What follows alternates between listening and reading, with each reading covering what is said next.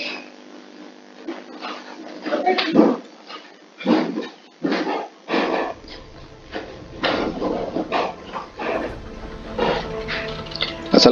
warahmatullahi wabarakatuh.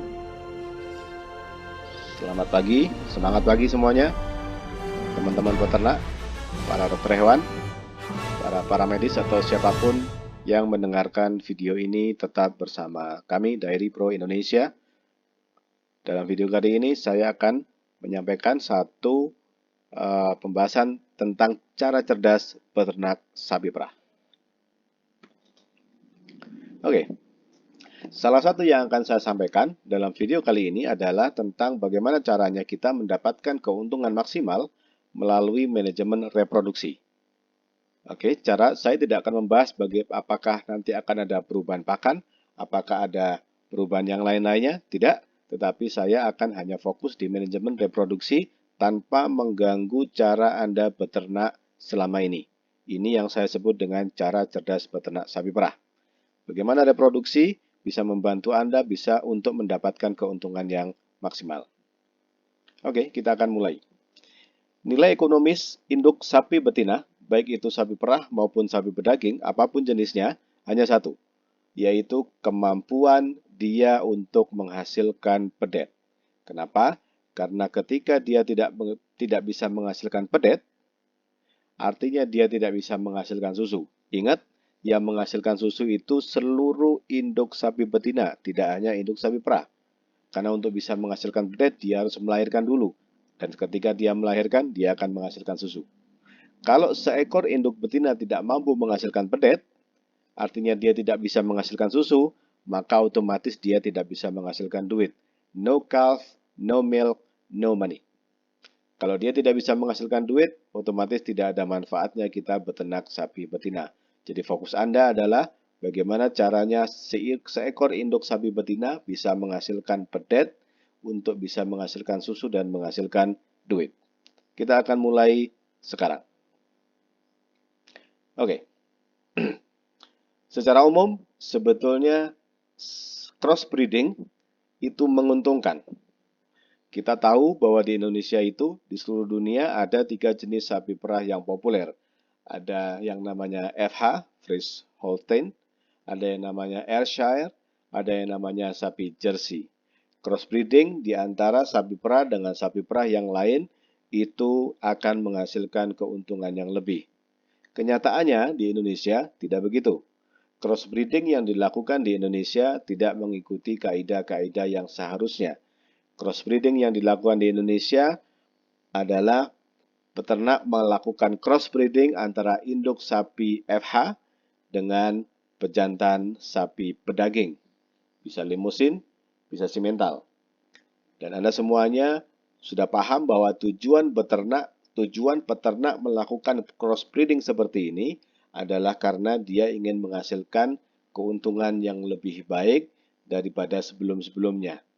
Mereka berpikir ketika crossbreeding antara induk sapi FH diberikan pejantan sapi pedaging akan menghasilkan anakan sapi crossbreeding pedaging yang harganya bisa lebih mahal dibandingkan kalau mereka mendapatkan pedet FH saja.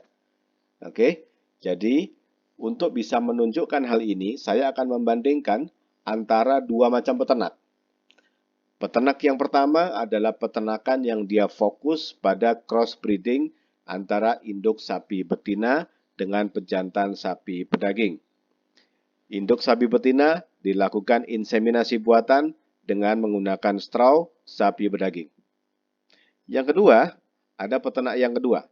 Ada peternak yang tetap fokus untuk tidak melakukan crossbreeding, tetap menggunakan genetik sapi FH atau dia menggunakan crossbreeding antara sapi FH dengan sesama sapi perah yang lainnya seperti Jersey misalnya, dan peternak ini fokus di calving interval.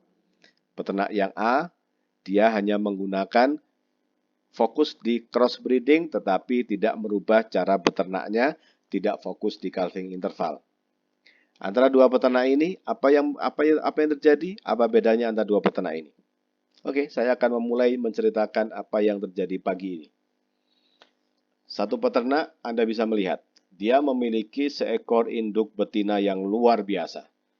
Ambingnya, ukurannya, kesehatannya. Saya yakin induk seperti ini dia akan mampu menghasilkan susu dengan produksi puncak di atas 30 liter. Tidak susah buat sapi seperti ini. Pagi ini, sapi ini melahirkan. Oke, begitu dia melahirkan, dia baru tahu kalau ternyata pedet yang keluar adalah pedet crossbreeding, karena kita melihat bahwa bentuk kepalanya memang bukan pedet FH. Oke, ternyata yang diberikan sebelumnya adalah pedet yang muncul adalah pedet Simmental cross betina. Nah, yang menarik bahwa saya harus menginformasikan kepada Anda bahwa dalam dunia persapi perahan, calving interval adalah faktor terbesar yang akan menentukan keuntungan atau kerugian. Bagaimana calving interval ini bisa menunjukkan keuntungan atau kerugian? Bagaimana Anda bisa mengatur strategi calving interval supaya Anda bisa mendapatkan keuntungan yang maksimal?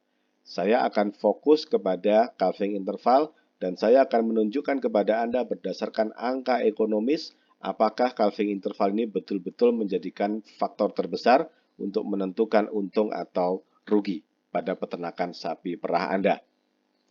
Oke. Calving interval adalah jarak yang dibutuhkan oleh seekor induk untuk melahirkan satu pedet dengan melahirkan pedet berikutnya. Jarak antar kelahiran, calving interval. Targetnya, kita punya keinginan bahwa seekor sapi memiliki calving interval antara 12 sampai 14 bulan.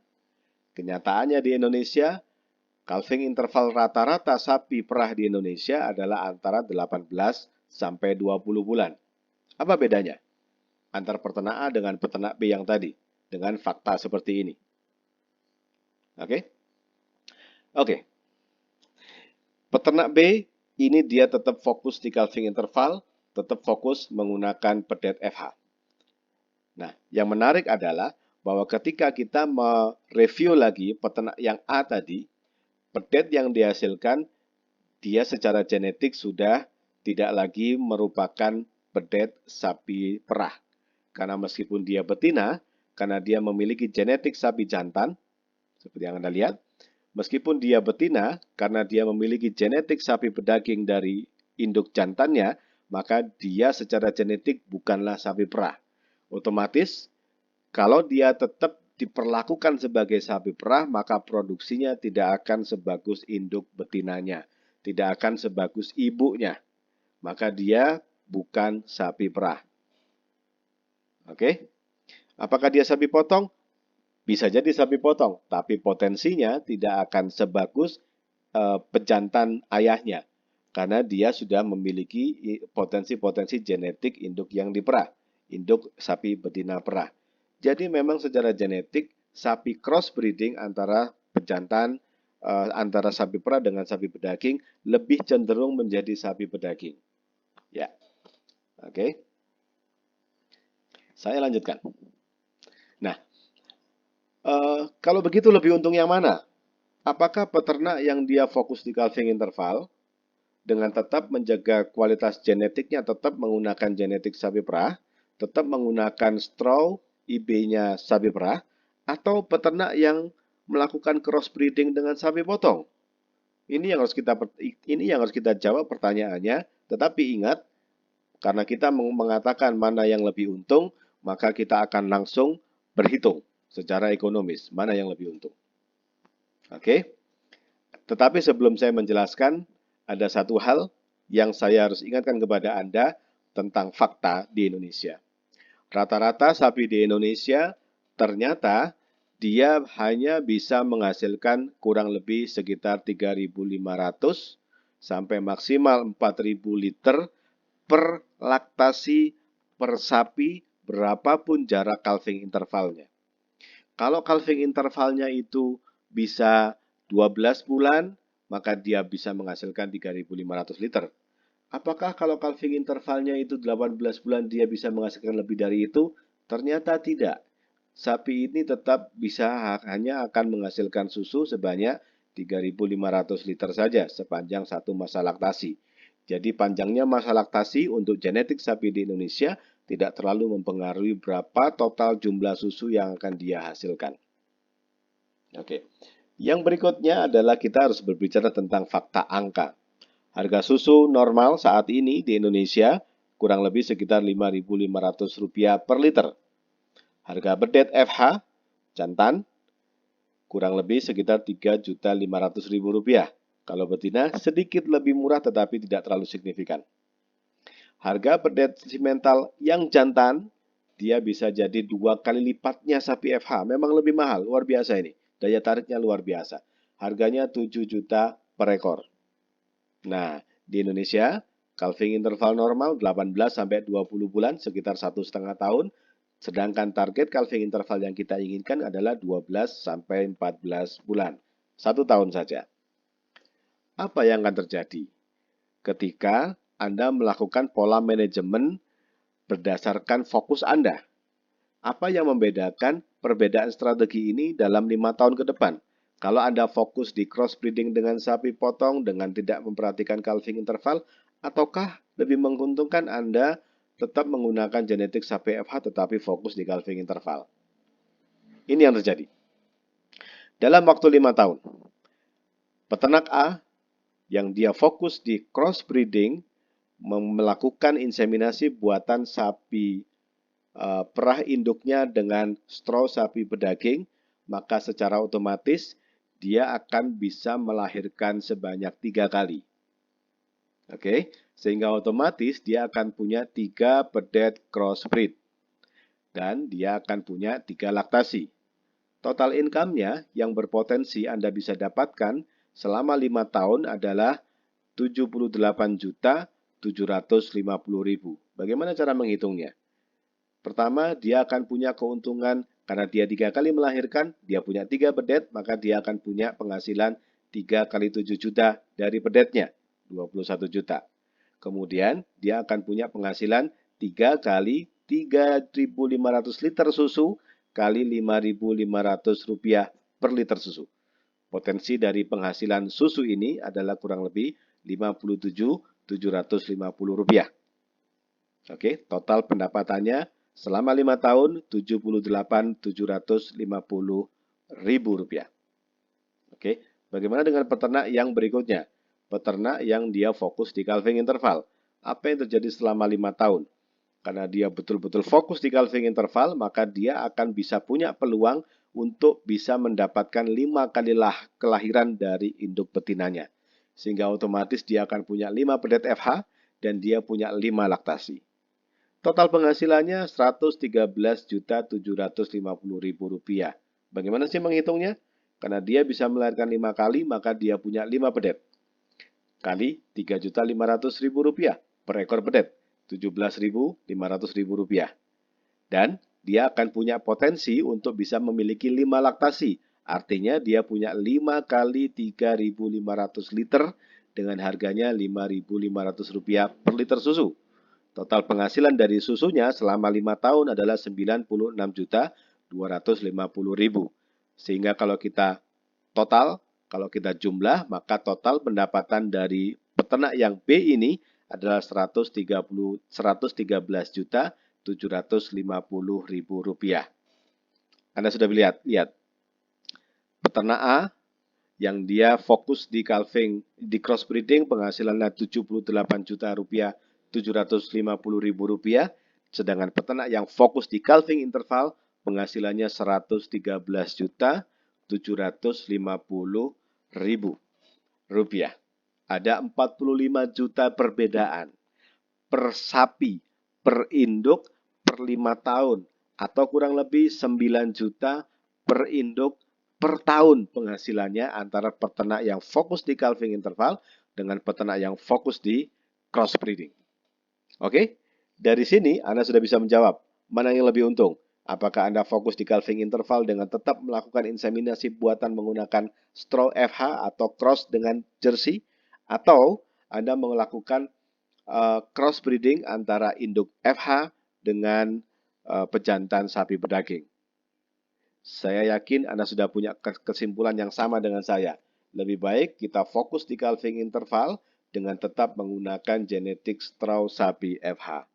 Lebih menguntungkan daripada crossbreeding menggunakan sapi pedaging. Pertanyaannya, bagaimana cara melakukan membuat calving interval 12 bulan itu? Ini yang jadi pertanyaan besarnya kan?